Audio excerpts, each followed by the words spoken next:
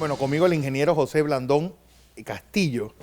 Con él tocaré, ingeniero, pasa el 1 de julio, entramos en el tercer año de gobierno, amenazas al país si no se toman las reformas reales que necesitamos en como usted dijo el viernes, el último año funcional del gobierno.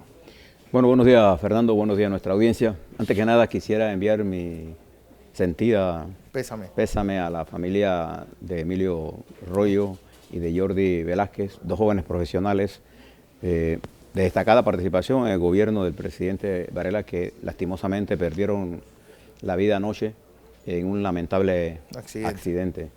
Solo los que hemos perdido un hijo sabemos el dolor de sus padres en este momento.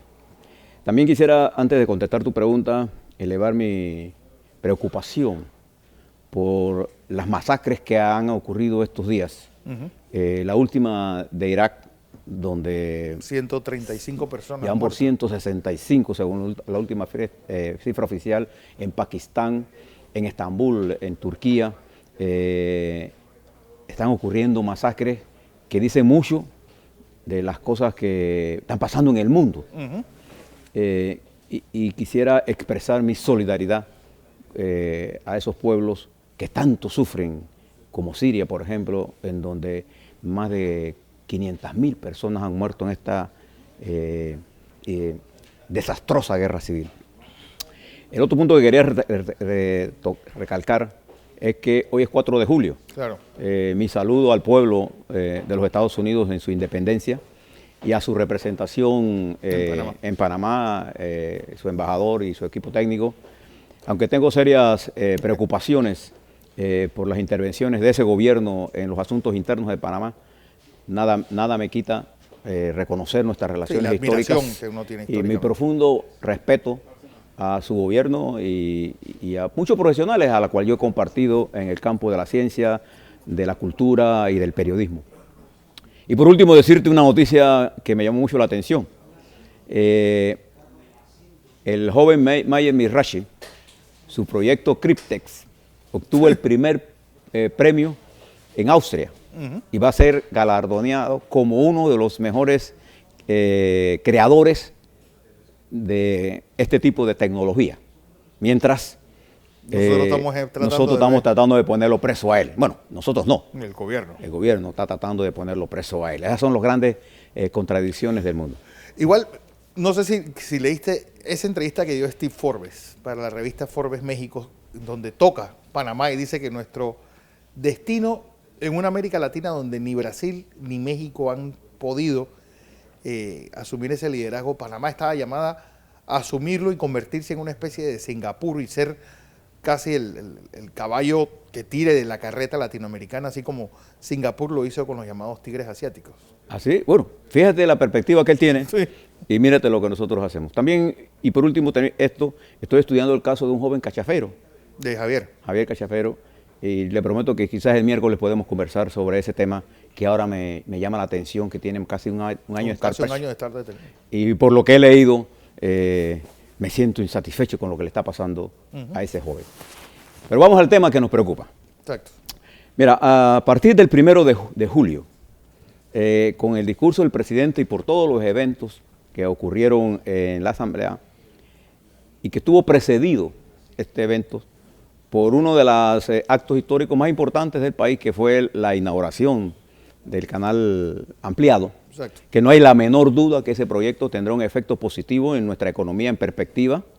No se sentirá tanto durante los primeros meses, pero en perspectiva esa nueva oferta nuestra va a tener no solamente acciones positivas en nuestro país, sino ya la tiene en toda la región. Hay países como Colombia, Cuba, el propio Estados Unidos, que han venido modernizándose en función de lo que hemos hecho nosotros, y ahora nos tocará a nosotros administrar el éxito de eso. Sin embargo, todos estos eventos se dan en un momento muy serio de la coyuntura actual.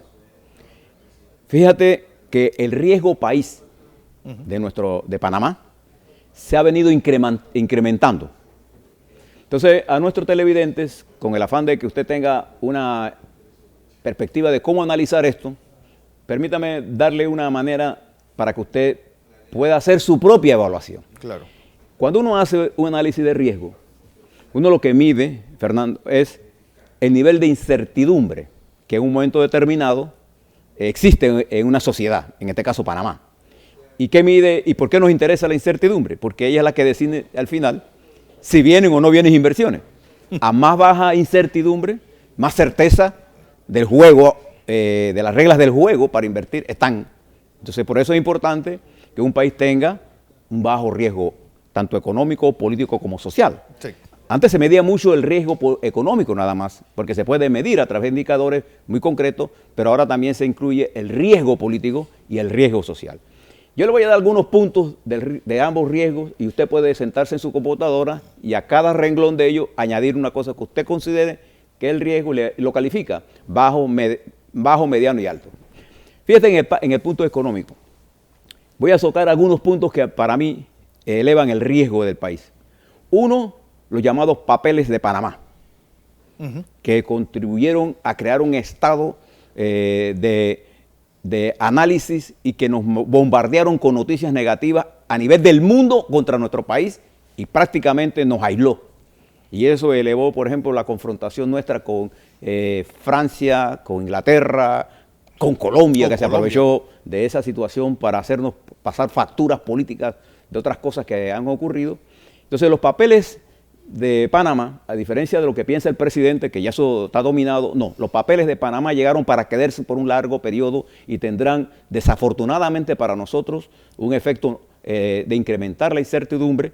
Nada más un ejemplo, los empresarios panameños que intentan abrir cuentas en el extranjero, sí, hoy tienen serias dificultades. Bueno, ese es un análisis de riesgo, eso es un elemento de riesgo, yo diría alto. También el caso Wackett, la intervención administrativa del Tesoro de los Estados Unidos, sin presentar pruebas sobre lo que ellos llaman un delito, y el confundir a propósito las relaciones de Abdul Wackett con la del señor Nidal Wackett, uniéndolos todas, en la que el señor embajador de los Estados Unidos calificó como los lavadores más grandes de dinero del planeta Tierra. La organización criminal más grande, más grande del planeta. Sin presentar ninguna prueba. Y además, no teniendo el señor Abdul Wackett ningún caso judicial en los Estados Unidos, ha tenido un efecto muy grave sobre el sistema financiero y sobre todo con las acciones en el banco, Balboa Bank, y la cuenta del Trust Bank, ha tenido un efecto de crear mucha tensión en el sistema bancario panameño. Entonces, ahí hay otro elemento de riesgo importante. La falta de políticas públicas claras, como por ejemplo, hacia el sector agropecuario, hacia el control de precios, hacia el programa de invalidez, vejez y muerte, agua, hacia el IDAN. Eso es más en lo social, pero estoy hablando del riesgo económico nada más ahora. Entonces, usted le añade eso al riesgo, los sobrecostos del Canal de Panamá, que ya pasamos, ahora vamos a hablar cuánto es el verdadero costo, porque ello va a tener efecto en la rentabilidad de ese proyecto. Claro. Entonces, esta ausencia de políticas institucionales, como por ejemplo la falta de una política de educación y de la certeza jurídica, ¿no así? Son elementos de riesgo, ya tiene elementos de la matriz que le están indicando que eso va a tener un efecto. Y finalmente, la proyección que existe de que el crecimiento económico por estas variables va a tener un decrecimiento en el año 2016, lo que va a decir que los ingresos corrientes van a tender a la baja. Cuando usted va al plano político, y mira el riesgo político.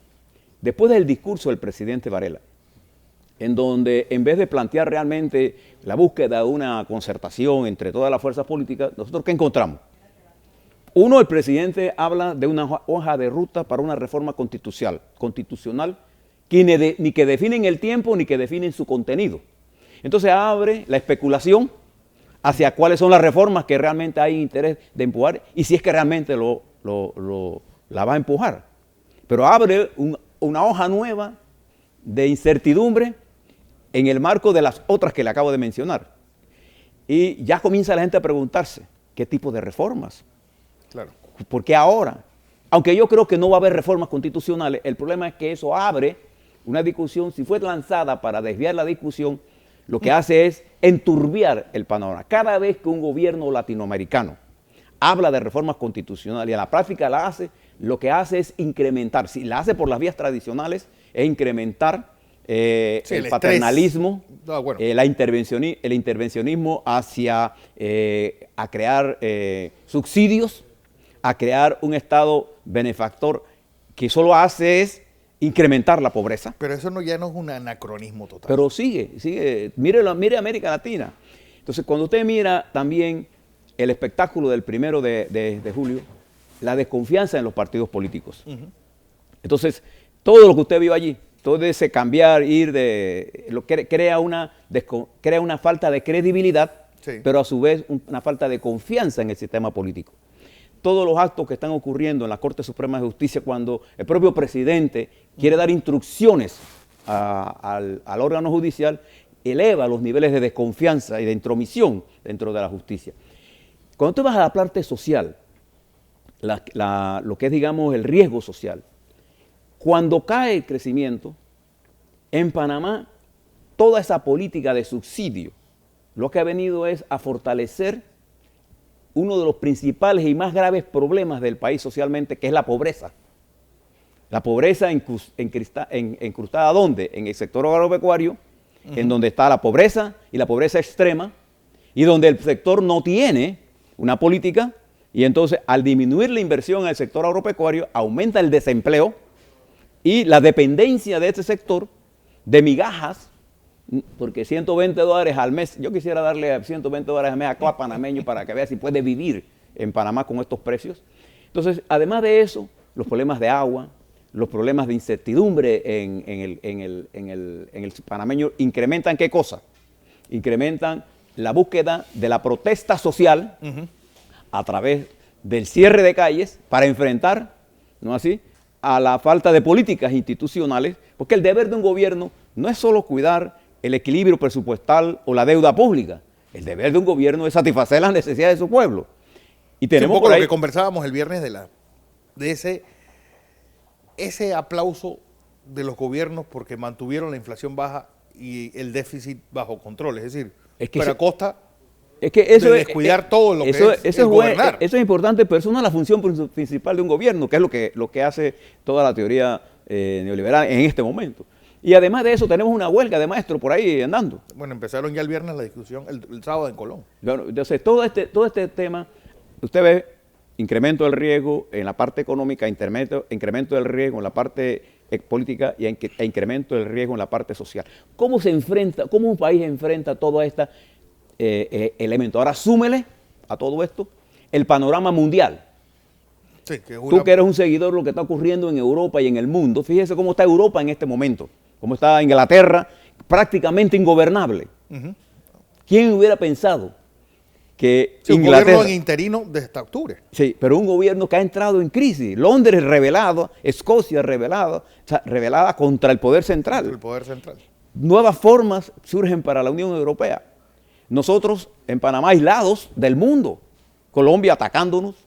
Colombia con Estados Unidos palazo al avispero atacándonos con ese proceso de paz. Todo esto hace pensar que se necesita un consenso de todas las fuerzas políticas para ayudar al gobierno a buscar un camino común, dejando al margen las discrepancias momentáneas para su tiempo debido, que es el 18. Pero el discurso del presidente no ayudó a buscar esta vía de entendimiento. Es más, me preocupó mucho cuando el presidente dijo que él comenzó la campaña sin herencias políticas. Sí. O sea, cuando él dijo eso, yo digo, por si él corrió bajo la bandera del Partido Panameñista, un partido de 92 años, que le puso una base social, claro, que no es barelista, es panameñista, seguidora de la doctrina de Nufo Arias, con historia, y le puso casi el 20 a 25% de la base política de él. Entonces entendí por qué a él le cuesta incluso entenderse con su propio partido. Le va a ser mucho más difícil entenderse con otras fuerzas políticas. Él prefiere entenderse con personalidades. Pero eso no resuelve el problema. Sí. Si hay que reformar, ¿qué cosa?